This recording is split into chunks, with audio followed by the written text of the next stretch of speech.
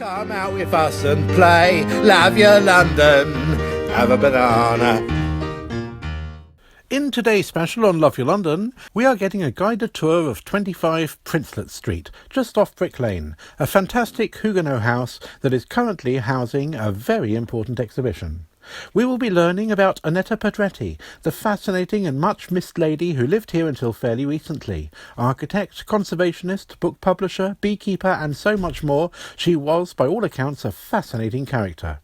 However, as you will have gathered from the big Save Brick Lane banner you can see up there, there is another reason why we are visiting this fantastic Grade 2 listed house. But we'll let local activist Jonathan Moberly explain a little bit more.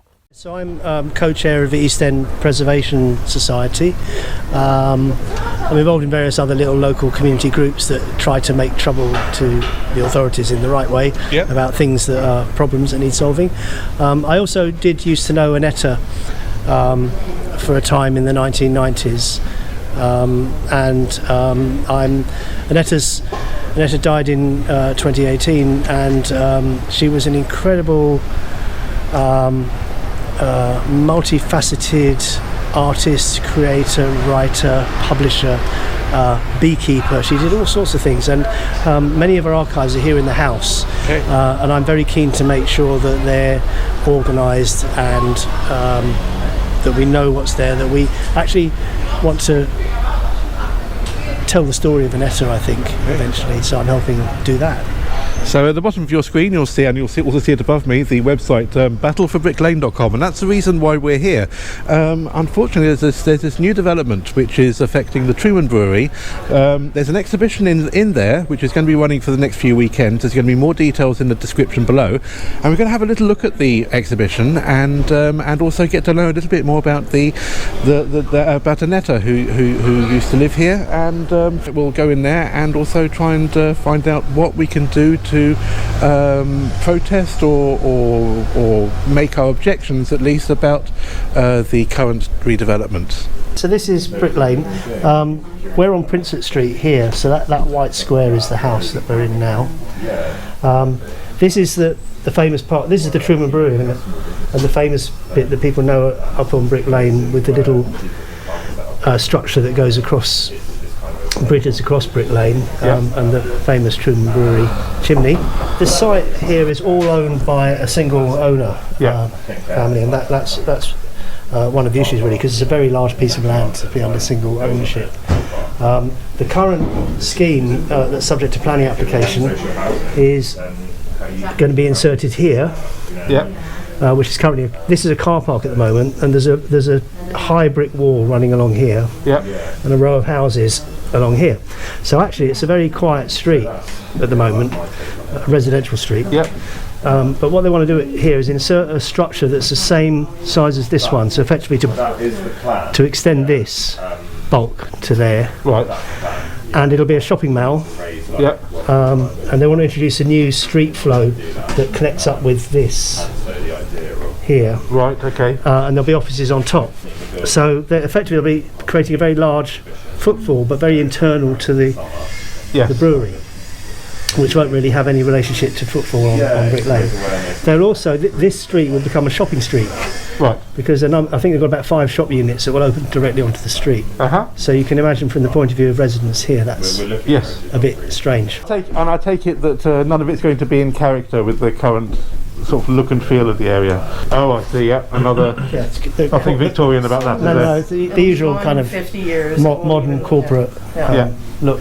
One thing they are doing, though, that was mentioned rather appreciatively by the planning case officer, is the groundworks are going to be very much in keeping, because they're going to use, wherever possible, recycled granite sets. Stones. A step away even from facades. But of course, when we wonder where they're going to get them from, we know where they're going to get them from, because a few weeks ago they committed a heritage crime here, where there was an amazing layout of Victorian carriageways and sets here, really amazing. If you see it in photographs, they ripped it all up a few weeks ago. Oh my goodness! Tore the whole thing up and covered it up in concrete, and Tower Hamlets Council were alerted and did nothing about it. anyway, as a result of that, they so happen to have a whole bunch of stuff that they can recycle. But that's, I mean, it's shocking that they can talk about the benefit here when they've ripped it up here. The other worry is that if you look at the planning application, they've drawn an arrow through here, and it says something like route through to future development. Yeah. So one of the concerns is, how is it possible for any authority to approve what's going on here when we don't have a clue what the master plan for the site is? Yeah. The owners will have a master plan, but that should be a public process. I believe, because obviously there's a very strong independent, I mean, a lot of the retailers here are very independent, small businesses. Yeah. Is there any, do you know if there's any guarantee to sort of like make sure that the new businesses will still be sort of independent, or will they go to... No, there's no discussion about that. I mean, we're trying to trigger that discussion. There is some attempt at concessions within the shopping units and the office units themselves. They're talking about 10% of the units to be affordable, meaning 10% reduction on rent, or some concession which is meaningless. It means like 2 shop units.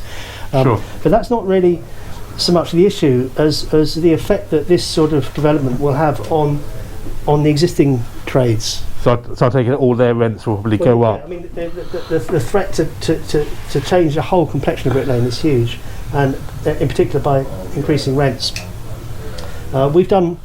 Recently we've been walking up and down Brick Lane and talking to a lot of the traders, and we've done a survey to work out, there's the mythology, Brick Lane, independent, Bengali, whatever. We've actually gone shop by shop to actually work out what the makeup is, and it's quite good actually.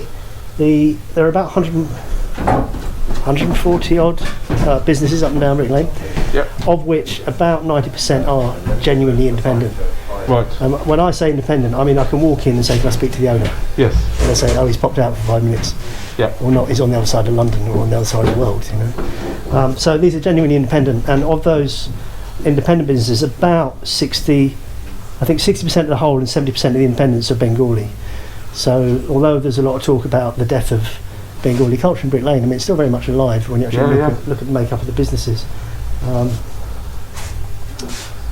So that whole complexion is under threat for this sort of by this sort of corporatisation, and then but when you look at the whole footprint of the site,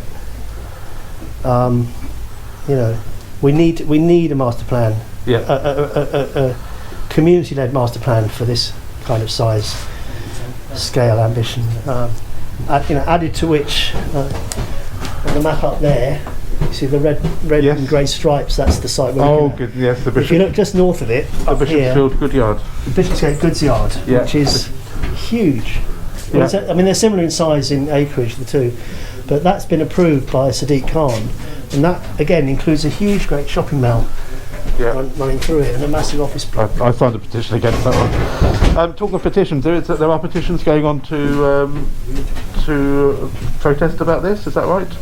Yeah, well, there's been amazing response already. We've had something over 7,000 letters have been written in to object, which is a factor of 10 more than has ever been seen before, probably. Okay. We've also there's also a letter signed by 90 of the Brick Lane traders that has gone into the council. Yeah.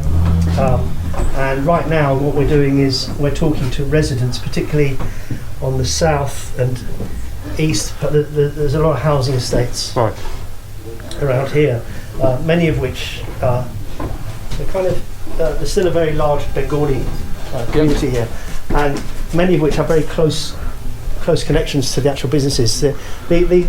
These independent traders here are very local, and they provide local and meaningful local employment.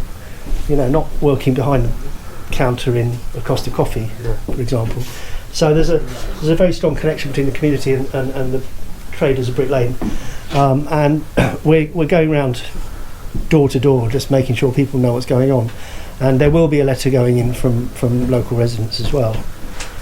Now, obviously, the current mayor here is John Biggs. I take it he's not an ally at the moment, or is that something you don't want to answer? I've talked to him about this. Right. And in fact, I think I spoke to him a few days before the previous. This went to the committee in April, and I said to him, in fact, all I did is I asked him to postpone the meeting because it was the election time. Yeah. And I said, look, this meeting really shouldn't be happening now because it's political. Yes. And he said, it's a planning meeting, it's not political. I said, look, 7,000 people have written in, that's political. Okay. And he said, yeah, I guess you have a point. But as always, he said to me, thankfully it's not my decision, it's the decision of my planning committee. Right. So he tries to remain aloof. No. We don't want him to do so, we think he needs to get involved. Okay. You and me both, Dad. You and me both. So I want to find your way You got to around get the used to the scale of the place. Nothing's even. Nothing's true. A bit of dust and dirt. It's good for you. So this. Can you tell a little bit about this house as well, and also this exhibition is going to be here for the next. It's the next 3 weekends. It's this weekend, next weekend, and the weekend after. And the reason it's only 3 weekends is because the committee meeting that took place, they decided to defer making a decision, kick the can down the road. Yeah. But that will come back to committee, we think, in June. Okay. If it doesn't, we'll extend the exhibition beyond. Okay. And this whole project has the support of the East End the East End Preservation Society, the Spitalfields Trust. Yes. So there are a few different local groups with different different reasons for taking interest, if you like, which is quite good. It keeps it kind of we've got multifaceted. So we've got the East End Preservation Society, who are kind of fairly small ad hoc group that campaign or like to help campaigns such as this. The Spitalfields Trust, who basically grew out of campaigns in the 1970s to save the houses around here. Elder Street. And there were some people took over some of the houses in Elder Street that were under threat of demolition. And an interesting organisation called Nijur Manush, who are Bengali activists, have been doing a lot of great work with us, talking to local residents and such. And there are probably a few others as well. And this house, is this open for people to visit other times of the year? Is this just a special one-off? It's amazing. It's in such good. It's an emerging project, the plan going forward, certainly for the next few months, is to have more exhibitions and workshops and activities, and then in the longer term, slowly to bring the house back together and open it up for more community level uses. Just before we get to the second half of this video, where we find out all about the fascinating Annetta Pedretti, who lived here until her recent demise, go on a tour of this fab house which is so full of character, and speak to the architects helping with the careful renovation, we are aware that this video is going to be the first introduction to our channel for a lot of new people, so we thought we'd briefly tell you a little bit about us. We cover a lot of topics in our weekly videos, but one we cover more than any other is the willful and woeful destruction of our architectural heritage. You'll find details of our Aldgate playlist both at the end of this video and in the description below.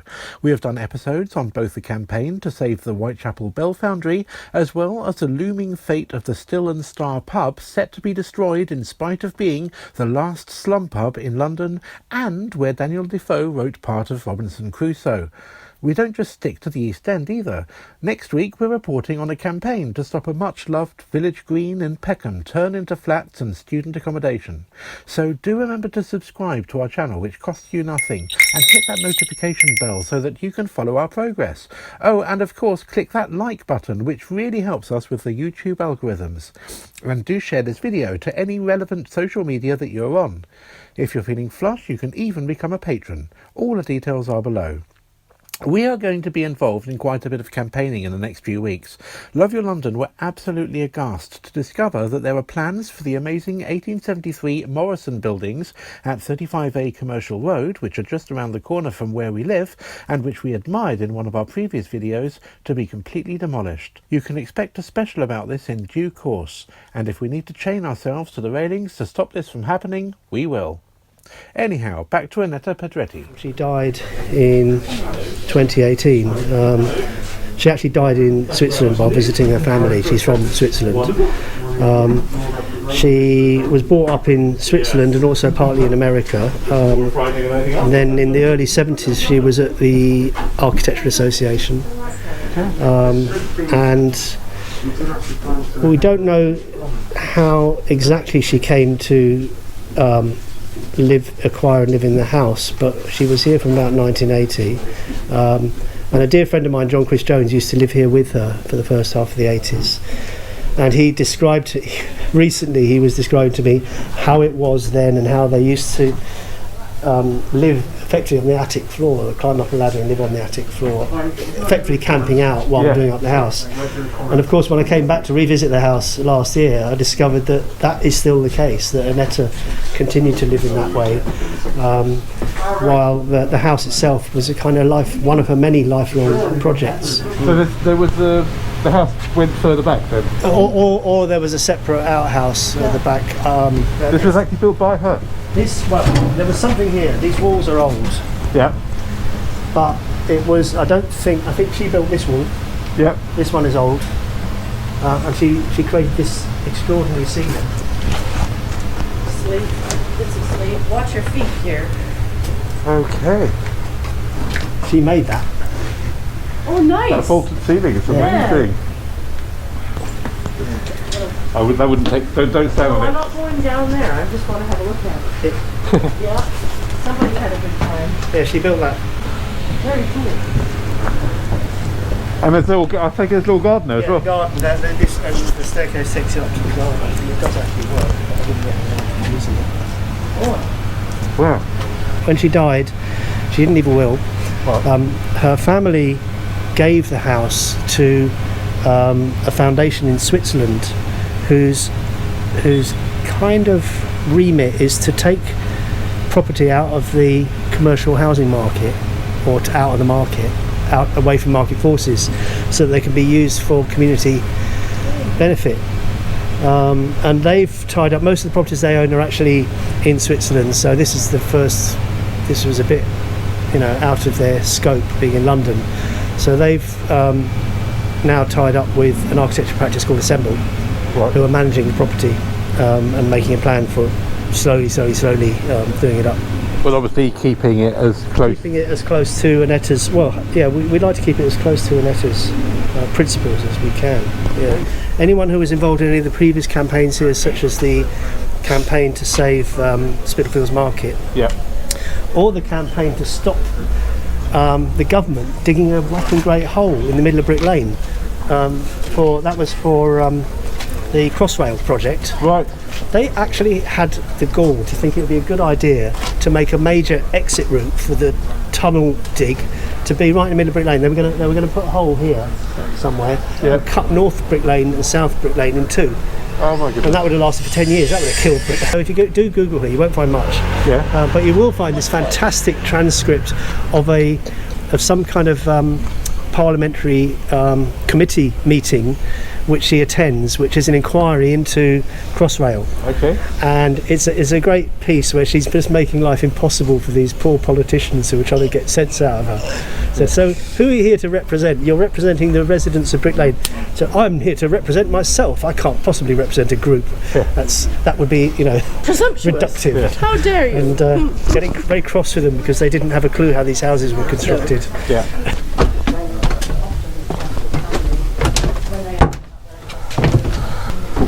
So this is Tristán, who some of you have met and some of you haven't. So did the artwork that's downstairs in that room down there. Nice to meet you. Louis is from Assemble, who are managing this whole process of bringing the house back to life. Yeah. And John is here to see the exhibition, and he was brought up on Cheshire Street and lives near me actually. And Syph was actually brought up on Woodseer Street. So. Right, okay, yeah. A friend of mine actually lived at the bottom of Woodseer Street in the early 90s. Don't let them take that. Yeah. Boy, oh boy, the salvage hunters would be onto that. I know, the like chimney right on sweep right. was The whole thing's going to collapse. Yeah. Just don't sneeze. My name's Louis Schultz. I'm from the Art and Architecture Practice Assemble. We're from London, and we're working on this building, Annetta Pedretti's house. Yeah. and the idea is to turn it into a social centre focused on land reform and housing justice issues. That's fantastic. That's really good. And it's probably something that's exactly what she would have loved to have seen, I'm sure. Yeah, I hope so. That's what she was all. Yeah. That was her raison d'etre. My name's John Cotter. I'm a carpenter and joiner and a furniture maker, which I taught for the last 22 years of my working life. Now retired. And I was born very near here, just off Cheshire Street, in Ramsey Street, which is obviously what used to be the Baths. Do you know where I mean? I do, yeah, I do. I was born right opposite them. Right. Number 6 at Ramsey Street. My name's Saif Osmani. I'm a local artist and designer, and I did the exhibition downstairs, you know, the one about Brick Lane's Bangla it's called Framing Bangla. And it's really important for me to represent sort of community voices, because I come from activist background. Yeah. And for us, there's a lot of changes happening locally, and as a result, those changes in the built environment, for example, need to be recorded, and that exhibition particularly looks at gentrification, essentially, and at the impacts of that on the Bangladeshi identity in the local area. So I'm really happy to kind of be here and find this opportunity really to showcase in this beautiful old house and use Annetta's material, which there was a lot of it in the cellar, so it's been really good. Well, this goes on and on. How many floors is it? This is a perfect place for bees. That's where she lived, up the ladder. She lived up there. Yeah, she had a.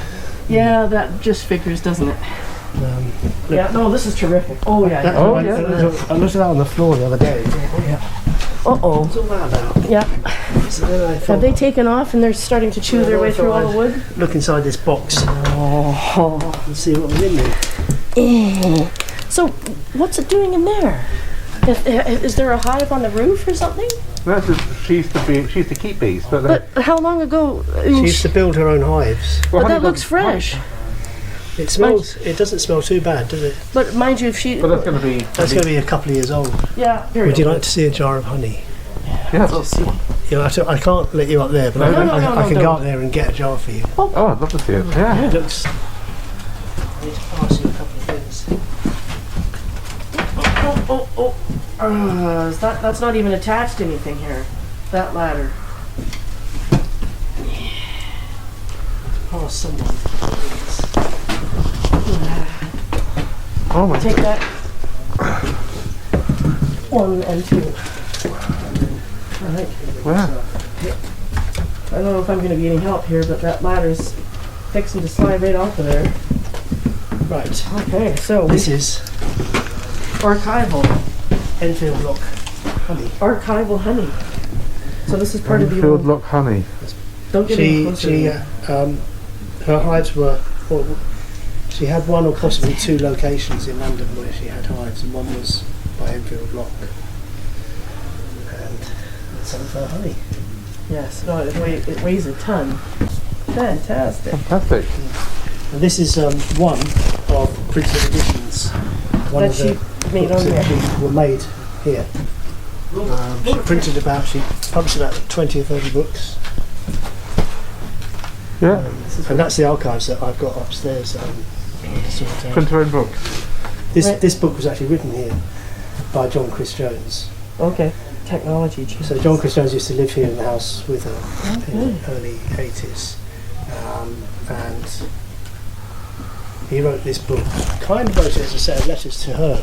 At the time, I think she was in Switzerland, and he was here. He'd been meaning to write a book on technology and not got round to it. He said, okay, I'm going to write it here and send it to you page by page as it's written. Yeah. So the deal was, I'm going to write you a book, but you have to publish what I send you. And once he's sent her the pages, he can't edit them. Yeah. So there was very much the process of writing the book was also the process of publishing the book. Yeah.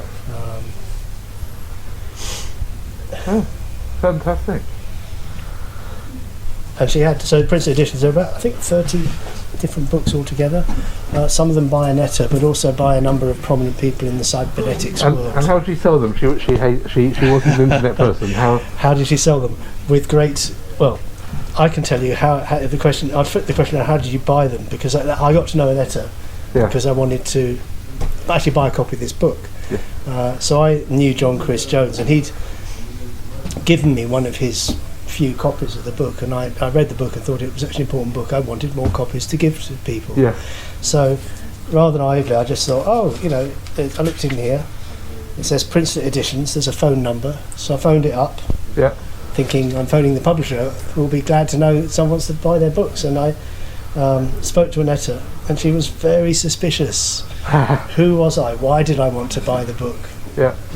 And interview. I remember a lengthy telephone interview with her before she would decide that I could indeed. Before you passed muster. But and then when I did, I said I'd like to buy 6 copies of the book. She insisted on hand delivering them to me for a kind just of final check you out for a once final again. Interview. Sort of like a dog sniffing at you. Who's this guy? I'll take it. Surely she would have had involvement with the Freedom Press. But no, or did she? I don't know. I think I know she would have had links with other small presses. Yeah. You know the Freedom Press, the anarchist sort of bookshop in... The anarchist bookshop by Whitechapel, Yeah, you would have thought she'd have had a relationship with them. Yeah.